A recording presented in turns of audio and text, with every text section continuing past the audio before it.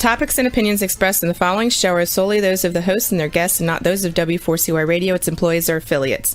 We make no recommendations or endorsements for radio show programs, services, or products mentioned on air or on our web. No liability, explicit or implied, shall be extended to W4CY Radio or its employees or affiliates. Any questions or comments should be directed to those show hosts. Thank you for choosing W4CY Radio. Inarticulate speech, inarticulate speech of the heart. Inarticulate speech, inarticulate speech of the heart. Inarticulate speech, inarticulate speech of the heart.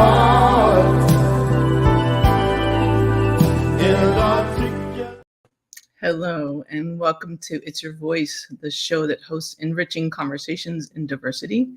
My name is Bahia Yackzan. I'm a core alignment coach, an emotional wisdom training specialist, and a diversity educator. And that means I support people in aligning their actions with their values, which takes time, and in looking at patterns we've internalized that oppress people and hurt everyone, and realizing that we can step out, we can recognize them, we can step out of them, we can cultivate new patterns that are far more inclusive and make life better for everyone.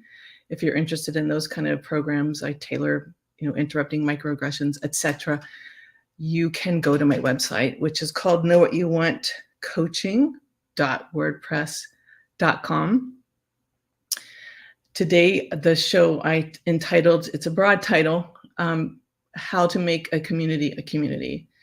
And I have two seriously experienced community builders who I see out in the city helping people belong, helping create safety, and they're both amazing. And I will just let our listeners and viewers know our topic is going to move to a specific town of Davis, California, that's had recent tragedies that have seriously impacted a lot of people who've never felt this level of grief and fear. And while others have, we have a diverse population, more diverse than a lot of people recognize, but I want you to hear from them very soon. So I just want to introduce them, and our wonderful sound engineer, Rebel, will bring them out. So I want to first name Sandy L. Holman, who is an expert as a systems change agent. She's been doing this work for 35 years or more. Extremely compassionate human being, very effective educator and facilitator and healer. And she's also the director of the Culture Co-op, and that co-op stands for Caring, Optimistic, and Open-Minded People. And she's the director of United in Unity, promoting systemic change, inclusion, equity, cultural competency, diversity, and quality of education for all. She is an author, and some of her books some titles are We All Have a Heritage. Grandma Says Her Hair Has Flair, and Grandpa Is Everything Black Bad. Beautiful, informative, very moving books, and there's more. And she's also produced a documentary called The Cost of Darkness, which is very effective in moving people forward and understanding all kinds of forms of oppression, and also learning how to become a part of making things better for everyone. Now we also have our mayor today, who is also incredibly busy. Mayor Will Arnold, thank you so much for being here with us also. Mayor Arnold is a lifelong Davis resident and was first elected to the Davis City Council in June 2016 and reelected in November 2020. He was sworn in as mayor of Davis January 2023. And Will is a public affairs professional who currently manages media affairs for the California Department of Transportation. Will and his wife, Nicole, live in North Davis with their 3 children. Thank you both so much for being here. Yeah, thank you. Thank you for having us. Yeah. I thought it'd be nice to open with each of you sharing what this, because we are talking about how to build community and moving to specifically Davis, but I would just like to know a couple things. We'll start with you, Sandy. Like, what is just a definition for listeners and viewers who are not familiar with community building? Just some, like, how you would describe it, what it is, and also if you can say what describe Davis from your experience.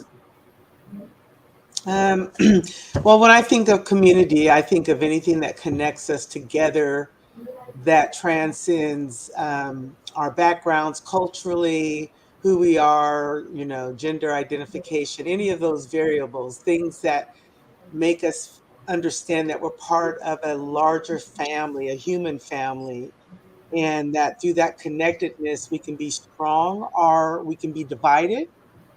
Real communities choose to come together and to connect along the things that we share in common, and to negotiate and talk about the things that we don't or have disputes among each other of. But in general, it's that connectedness, the things that bind us. What happens to, for example, the three of us, my mayor, or to you, happens to me. So, like, it doesn't have to happen directly to me for it to affect my community if you have that sense of a connectedness in our humanity and of a family. Um, Davis is a very incredible community in that respect. It has lots of beautiful things about it. I've lived here now since 85. It is definitely a part of my Northern California home. I consider Sacramento too, because I grew up there. But like any community, we have our great things and we have things that we still need to work on. Overall, you're very blessed though if you lived in Davis.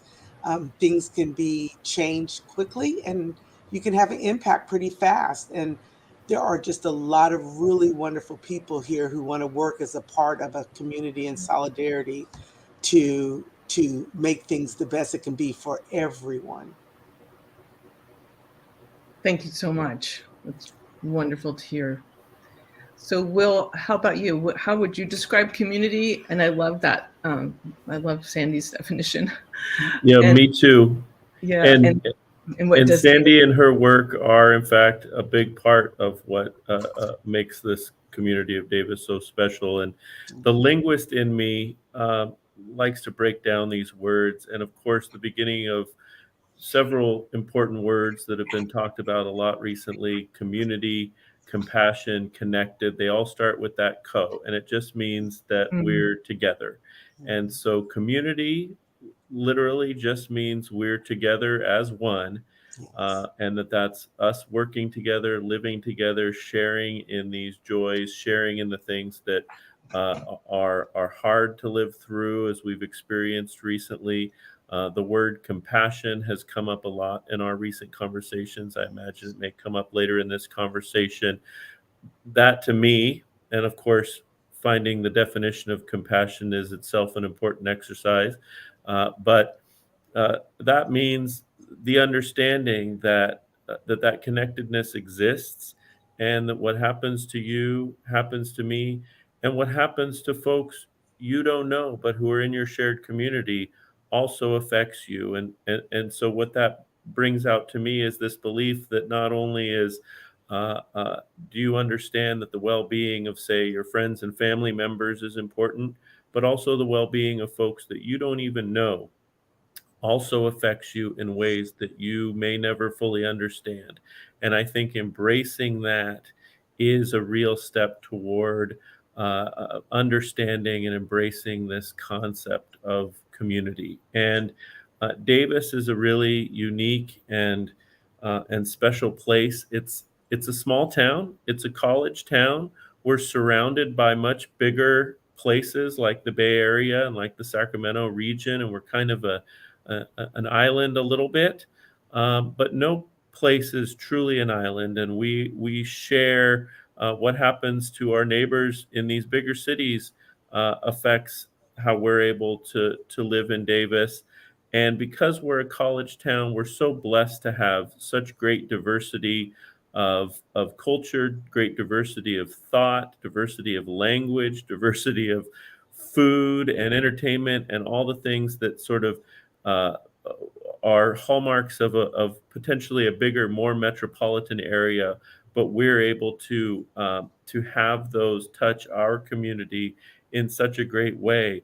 And in my mind, that's a real strength of Davis, is that we're small enough that we're connected, we're small enough that we can see each other and know each other's names, um, and yet big enough, connected enough to the wider world that we're able to see those benefits to our community, and our community benefits so greatly from that. Wow, thank you both so much. Wow. Beautiful. It's very, very helpful to hear, yeah, from both of you. So that's a good lead in to say why it's a sign that Davis is so connected by how many people that the tragedies just reverberated through everyone I know, whether it's from a school or a UCD student, like a secondary school UCD student, parents, siblings, friends. It was quite a sense of that we were all affected. And let me pause for a second, because I'm being fairly vague, partly because let me just let the viewers and listeners know we're going to have several series on this particular how communities can rebuild after tragedy, and starting with Sandy and Will is a wonderful place to start with their leadership. But I myself am not going to talk about like the specifics, because it's not my place. What we do think, we have one of our great supporters who's in public safety is contacting other people, like from 2 different police departments, who eventually we're giving them time. Investigations are still going on. So, but there's still so much that, and my wheelhouse is more about helping people transform, helping people heal, helping people understand. And I got a lot more text questions from people this week, knowing that you two were going to be on here, and they were asking like healing type of questions. I did reach out to one of the victims' families. I haven't heard back. So I really would like to honor the families. And if either one of you wants to say names, I'm actually refraining from that, and because I know we're going to give some really good time to that. But if you say what you would like to, let's do that first.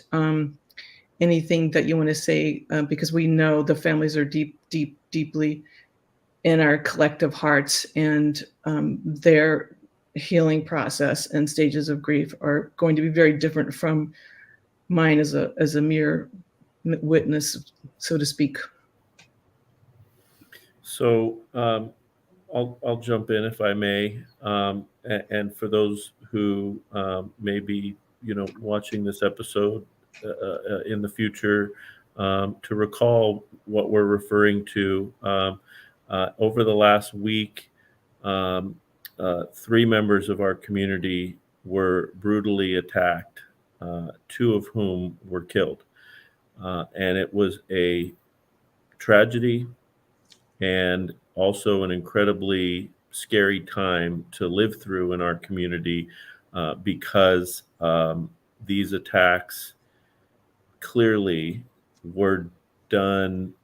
They were not targeted. These were done randomly, and that is in itself a very scary idea, that anyone could sort of be randomly and pretty brutally attacked. And the first victim is a gentleman named David Bro. This is someone who came to our community and worked toward a life mission that he had set for himself to speak to community members and to gather definitions of the word compassion, and had logged those over the course of many, many years. Has even published a book of those first thousands of definitions that he received of compassion. This was something that, by his own admission, is what he wanted to do for the rest of his life, and he did so in a very prominent place in our downtown of Davis, right on 3rd and C Streets, right next to our Central Park.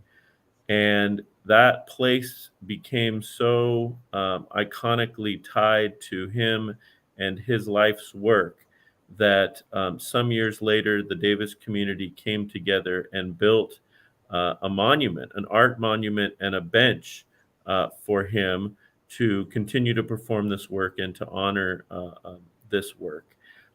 This is somebody who, even if you didn't know him, you probably have seen him, probably a friendly smile and wave from David, and a person who absolutely had no enemies to speak of, or that anyone is even aware of. And yet, just not far from where he would perform this work day after day, he was attacked and killed. And so, as the community was coming to grips with this senseless act, 2 days later, another member of our community, a college student named Karim Abu Nejm, was on his way home on his bike in another park in Davis, and he was attacked and killed.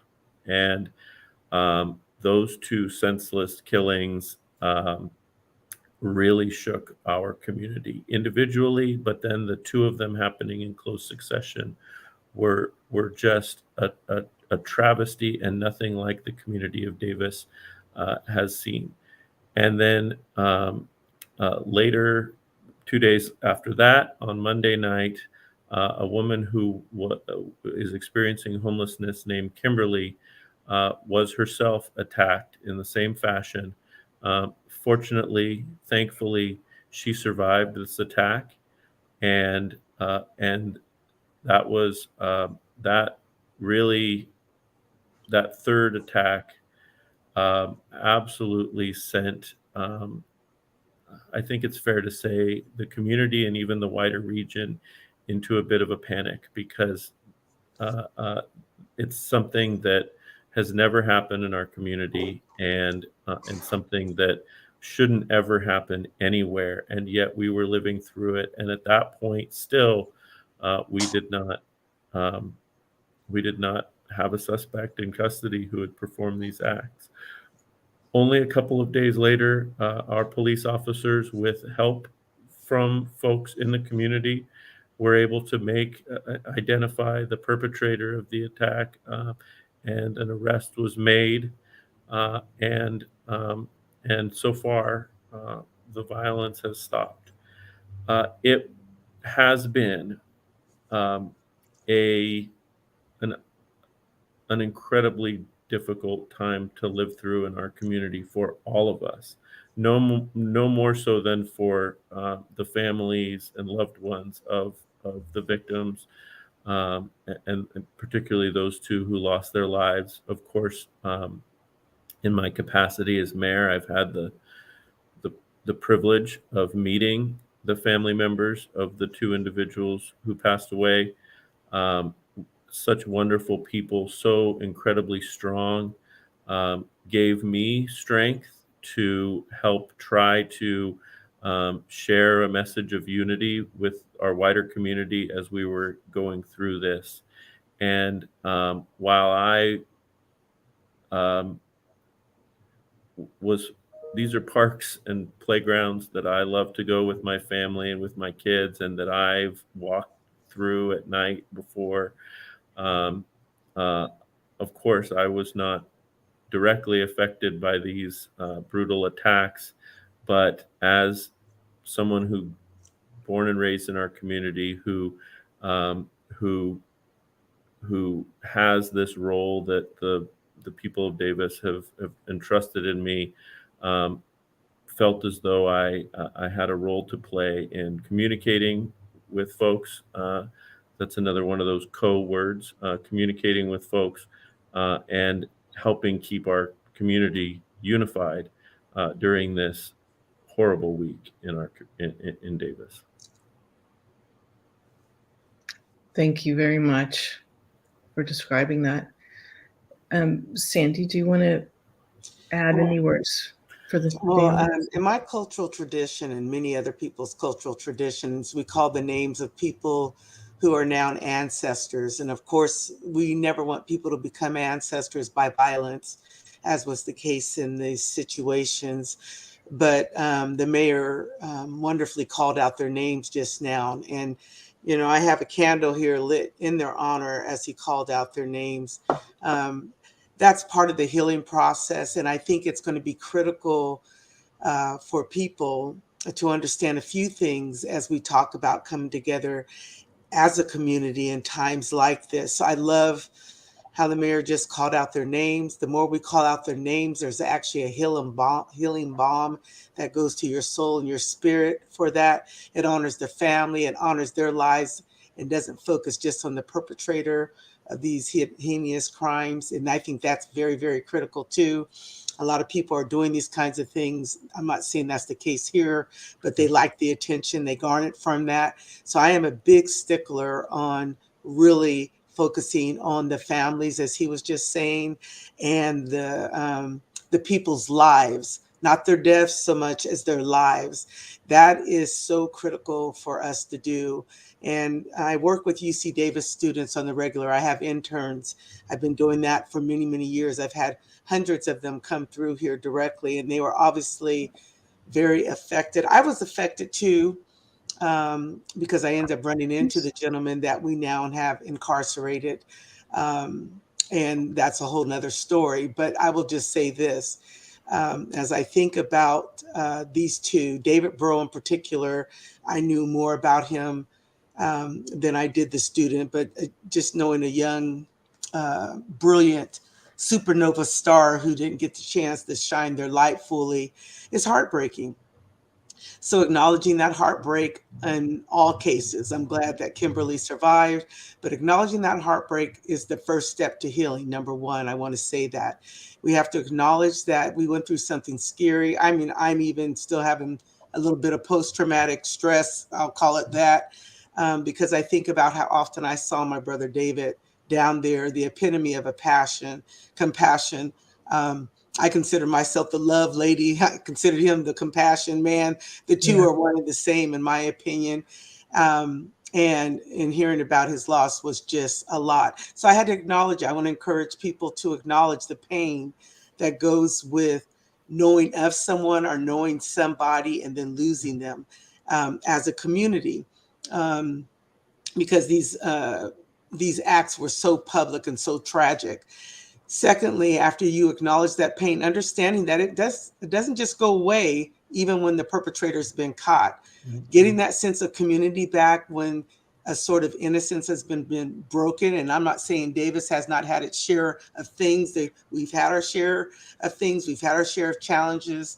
But this was the first time we were looking at someone who was classically defined as a serial killer. This was a different kind of a thing. And there was an innocence that was taken when these things happen. Those things don't just come back, but part of healing and coming back together as a community is acknowledging that maybe we don't feel as safe, but how can we explore ways to feel safe again? And then another interesting dynamic to this, which may not seem so obvious to people, but I couldn't help, even in the tragedy of all this, even as I thought of David. And sometimes I felt like I was, meditating with him in mind and wondering what he would be saying and doing in spirit. And again, because I had a closer connection with David, but all the victims mattered. And that was, I thought about all the communities that deal with this all the time. People of color communities, poor, I put in quote, communities who are dealing with violence all the time. And they also deserve to have a sense of community And they also deserve the kind of support that I think a lot of people gave us. And I wondered what David would say about that. And one thing that dropped in my heart as I was meditating on him, I do believe in meditation and prayer as a woman of faith. And one thing that dropped in my heart when I was saying, David, what would you think of all this? I know you still had more work to do, but what would you say? And one thing that came into my spirit was that all communities need to understand that we're connected. And it's taken longer to come to Davis, this kind of thing. But this is going on for many people regularly across the country. I know in Sacramento, a lot of my peers, that's also my home to me on a regular basis. So how can we as a community and an extended community beyond the boundaries of just Davis start to address these issues that are creating people in high numbers that are doing awful things? And it's just something to think about. I think that's a part of our healing too. It empowers us, that and empowering ourselves and not seeing ourselves as victims, but as change makers with the potential to make a tremendous impact. And that's one of the first things I said to my interns is do whatever it takes for you to feel comfort and for you to get your breath back, because we all need to get our breath back. Do whatever it takes, whether that's taking self-defense classes, being more alert, maybe not walking around as much with things in your ears. It's never your fault if someone hurts you, but there are things that we can empower ourselves to do to give us a sense of safety and connectedness to our fellow community, and then share those things with each other. I'm so proud of the love that we display in this community. I have many sheroes and heroes and B-rows in this community. We have a pretty awesome city council who cares. We have a pretty awesome several organizations that I know of who care. But I have been very concerned, and I'll be honest, as a person who tries to make humble changes, I have been concerned about any community that because of the privilege they have and because of the boundaries they have, can kind of put us in a bubble and insulate us from what's going on every day for others. And I think David, for sure, and I didn't know this young man, but from what I heard about him at his service, they would want us to extend our concept of community and come together in solidarity across the boundaries, even of Davis, going into Yolo County and beyond. And work collectively to see less of these kinds of things happen. That would be a part of our healing. That's how you become a mega community. That's what I want to say, with love and respect to us all. No doubt. Yeah, thank you If so I'm- much. If I may, I think that's such a great and valid point. And we talked a little bit about that. We did hold a city council meeting that was regularly scheduled last Tuesday in the midst of all of this.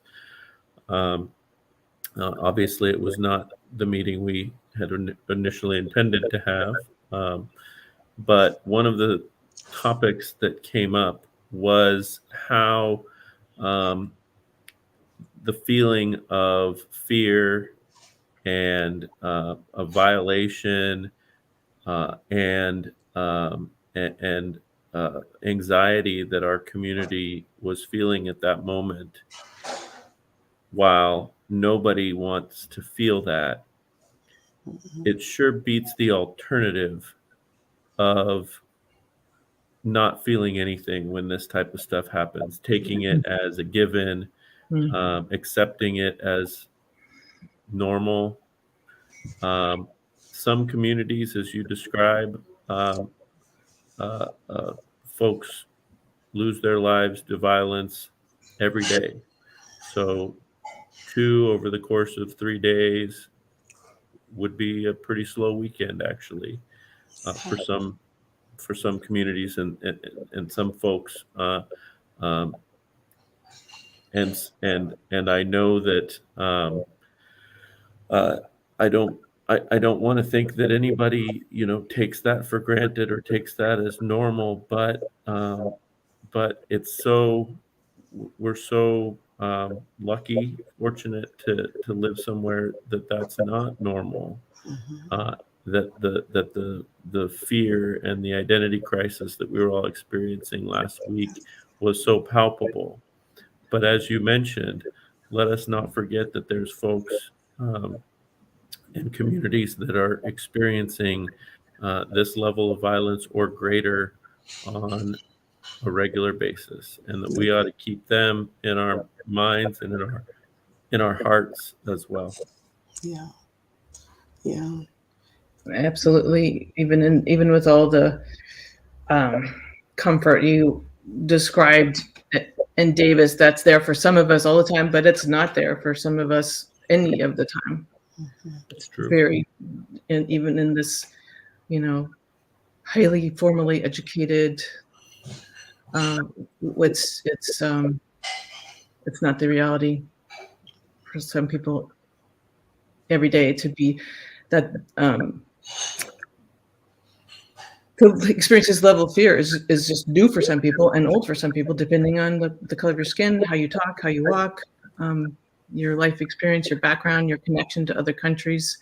And before I ask you both another question, I wanted to just add to what you were saying, that like we actually are living in the if you look just across this country, it just seems like a huge escalation of access to weapons and shootings. I think we're breaking records for shootings in America across the country. We have some politicians in a couple of states who are making really cruel policies that take away health, medical health, reproductive rights for more than half the population. There's some cruel, brutal things happening in our whole country. And of course, we extend it to some people. I have cousins who their whole lives have been in a war-torn zone. They don't know what life is like to not be living in a war-torn zone. So I just want to thank you both for broadening the picture and helping us recognize that this kind of violence, and even in this small town, which thank goodness is quite organized, quite involved, has a number of really wonderful organizations and leaders and citizens and volunteers. We're very fortunate, but I think that's part of why I wanted to start with you two, because I knew you would broaden the picture and just recognize that there are still inequities everywhere. I really appreciate that. And I just feel like I need to ask some of the questions that came from other people that they wanted me to ask you two, and some of it you've already touched on. One of the questions, one thing that's happened for some people here was of much more empathy for people who do not have a house or a shelter, people who are living on the streets, who have no walls to protect them, no doors, no windows, no locks, maybe not even a blanket. And there were some young people in their 20s, I'm probably going to start crying again, who were saying, what could the city do? What can we do? We know, thankfully that there were a lot more police, there were police, more patrols and more collaboration with other departments, again, which is another story. But one thing that was sort of heartbreaking and beautiful, they said, can you please ask them, what did the city do and what do we do? They wanted to scoop everyone off, which we wish we could do. And there are some people working on housing, definitely in Davis. That's one fortunate thing. There are some projects and there are religious groups who try to provide shelter in winter and food every week. And of course, it's a problem everywhere. But they did want to say, can you ask what they did and in the future what we can do, because the empathy was just coming out like they've never experienced before about that particular population. I'm happy to take that first.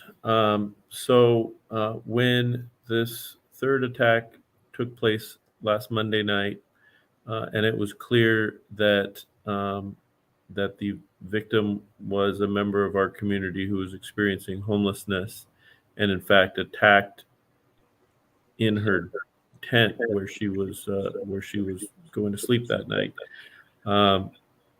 And David, the first victim, also had been experiencing homelessness and living outside in town. There was a distinct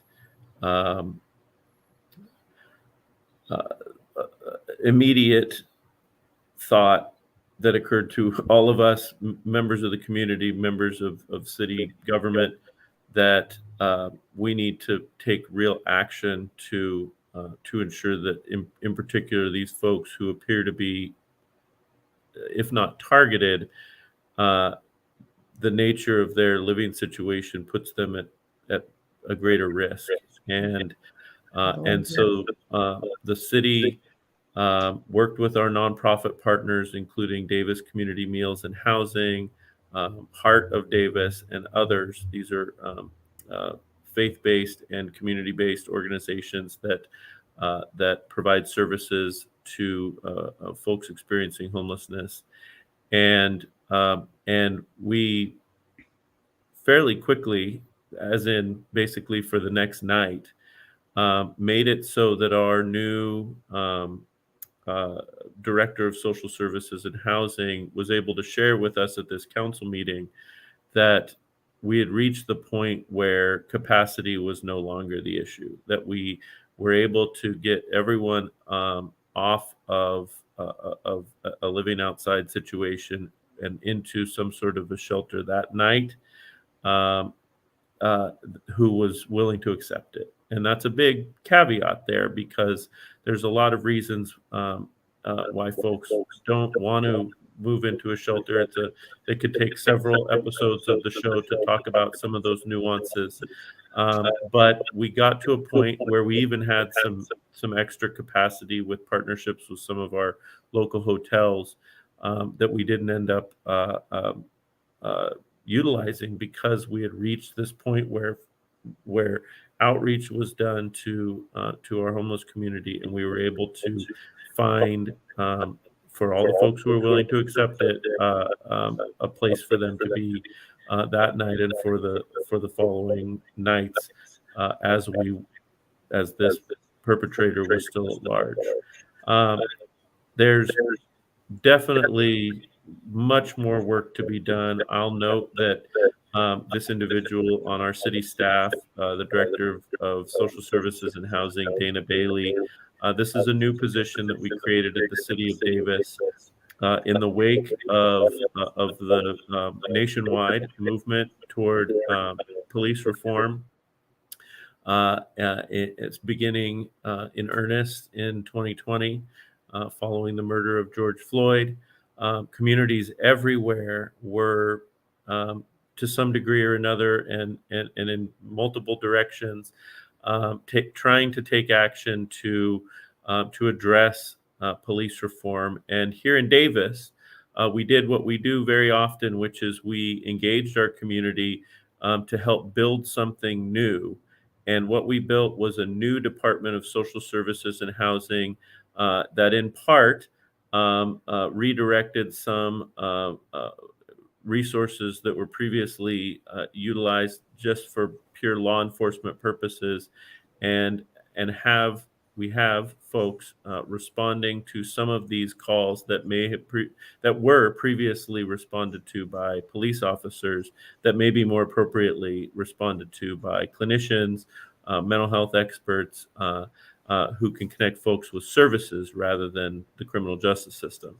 And to see at that meeting last Tuesday, the chief of police sitting next to our Director of Social Services and Housing, knowing that both of them, this was the end of an incredibly long day of work for them, that they're now reporting back to the city council on work that they had done to keep people safe.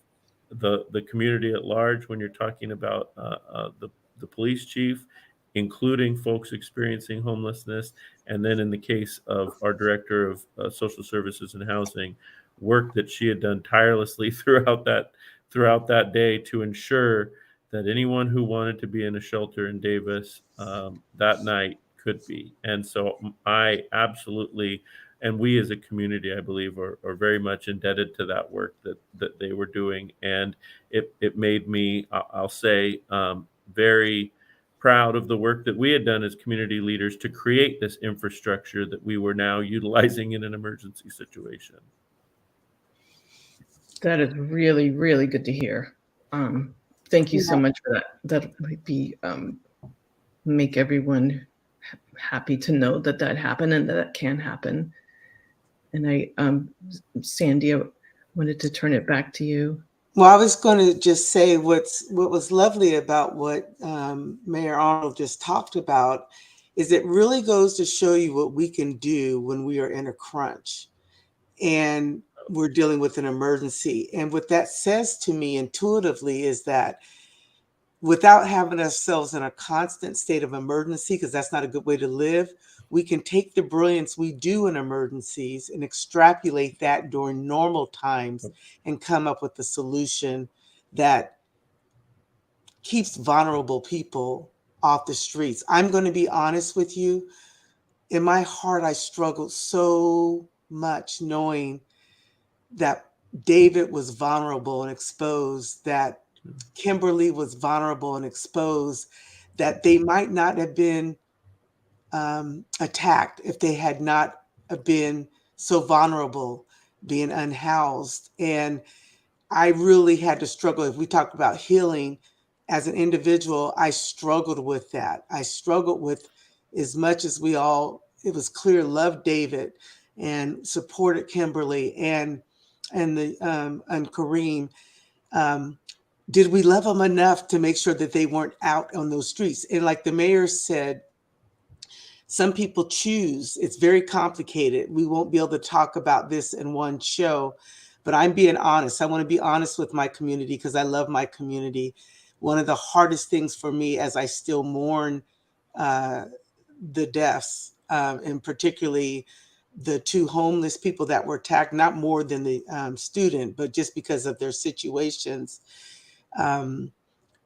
I couldn't help but ask myself those tough questions. Here is our compassion man who gave compassion to everyone, as our mayor said, gave compassion to everyone. I didn't go by him once without him saying hi or talking or something.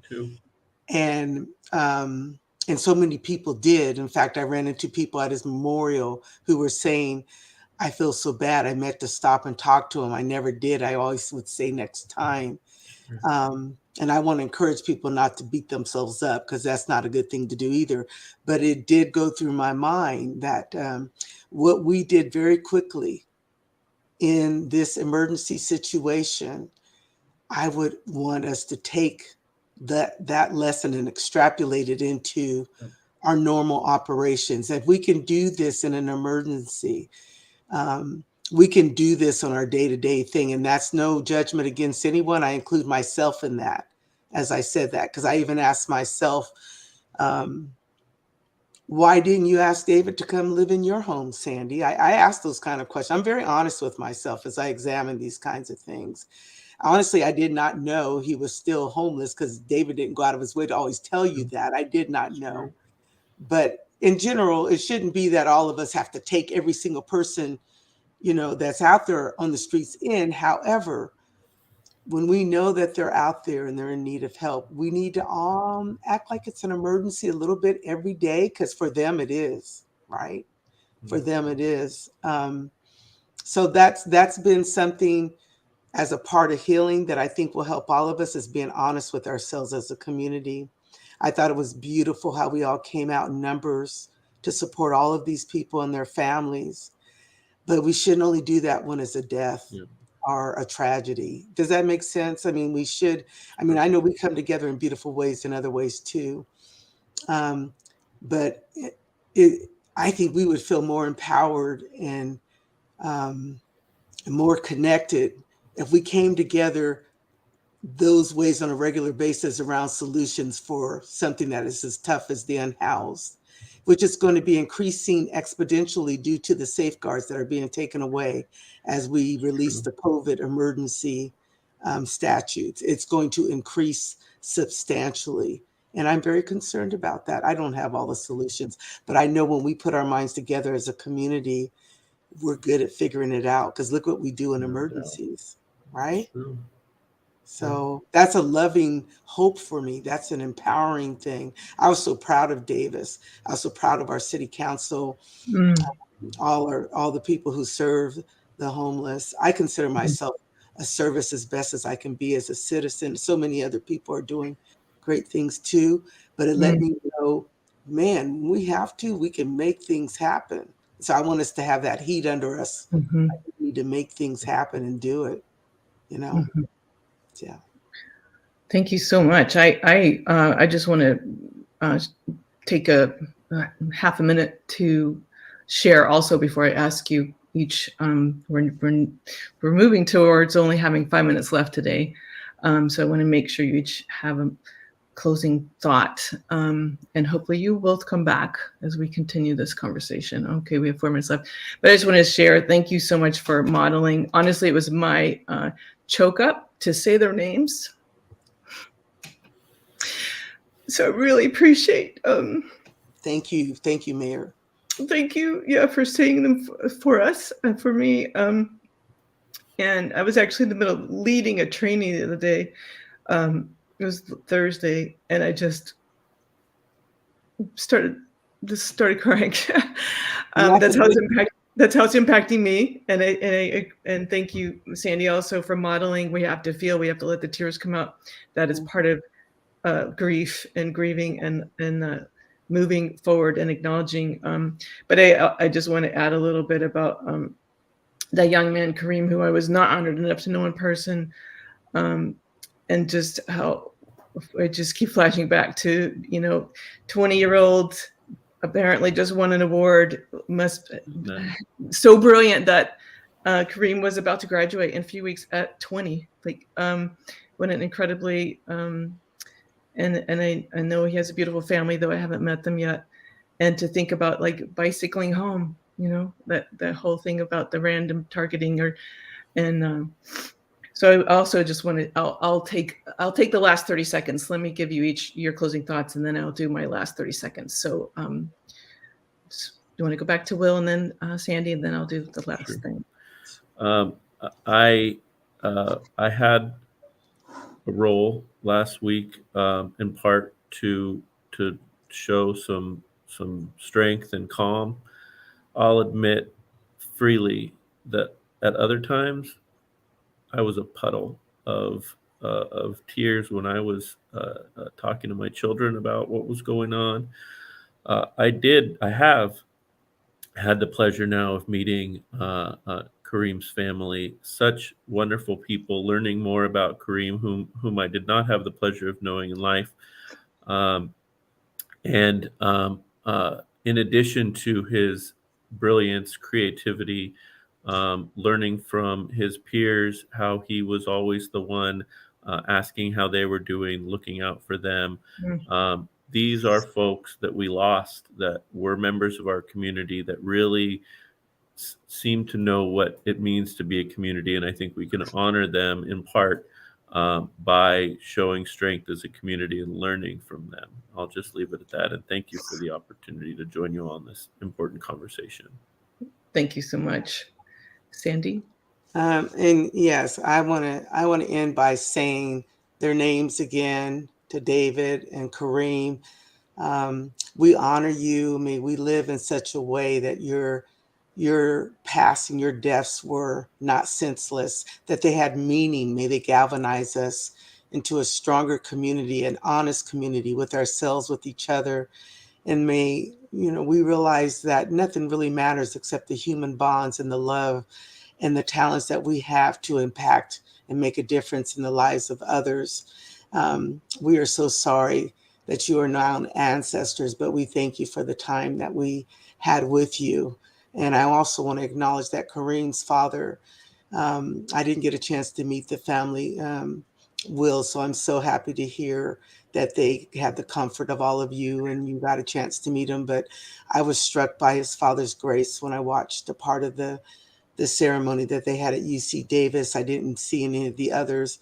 I want to say thank you to him for modeling the power of love and grace and forgiveness and kindness. It was such a beautiful thing for him to leave his imprint on us. And I've cried many tears too, and I'll cry many more. That is healthy. But then I'll take those tears and I'll put them into some sort of action that makes a difference. That's what I know our community will do. That's what I trust that we all know we have to do. And that's what I'm looking forward to have happening. So in honor of everyone, including Kimberly, who was attacked, and dare I say, the young man who did these things, who's in need, obviously, of grave help, that he would get the help he needs, that he would learn what he needs to learn from this, and that we would learn from him what we need to learn to prevent these kinds of things in the future. So I say. Thank you so much. And thank you both for saying their names. David, Kareem, and thank goodness Kimberly is still alive. We'll dedicate this show to them and their families, and may this conversation continue.